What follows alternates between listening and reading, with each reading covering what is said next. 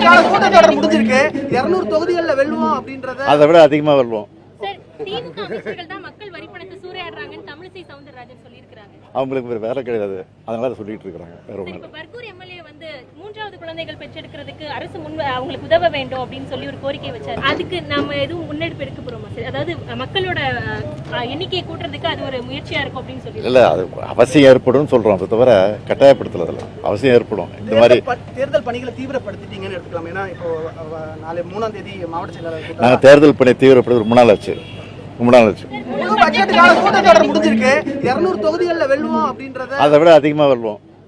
திமுக அமைச்சர்கள் தான் மக்கள் வரி பணத்தை சூறையாடுறாங்கன்னு தமிழிசை சவுந்தரராஜன் சொல்லியிருக்காங்க. அவங்களுக்கு வேற கிடையாது, அதனால சொல்லிட்டு இருக்காங்க. வேற ஒண்ணு இப்ப பர்கூர் எம்எல்ஏ வந்து 3வது குழந்தைகள் பெற்றெடுக்கிறதுக்கு அரசு அவங்களுக்கு உதவ வேண்டும் அப்படின்னு சொல்லி ஒரு கோரிக்கை வச்சாரு. அதுக்கு நம்ம எதுவும் முன்னெடுப்பு எடுக்க போறோமா சார்? அதாவது மக்களோட எண்ணிக்கையை கூட்டுறதுக்கு அது ஒரு முயற்சியா இருக்கும் அப்படின்னு சொல்லி. இல்ல, அது அவசியம் ஏற்படும் சொல்றோம். அதை தவிர கட்டாயப்படுத்தல, அவசியம் ஏற்படும். இந்த மாதிரி தேர்தல் பணிகளை தீவிரப்படுத்திட்டீங்கன்னு எடுத்துக்கலாம். ஏன்னா இப்போ நாளை 3ஆம் தேதி மாவட்ட செயலாளர் நாங்கள் தேர்தல் பணி தீவிரப்படுத்த ரொம்ப நாள் ஆச்சு.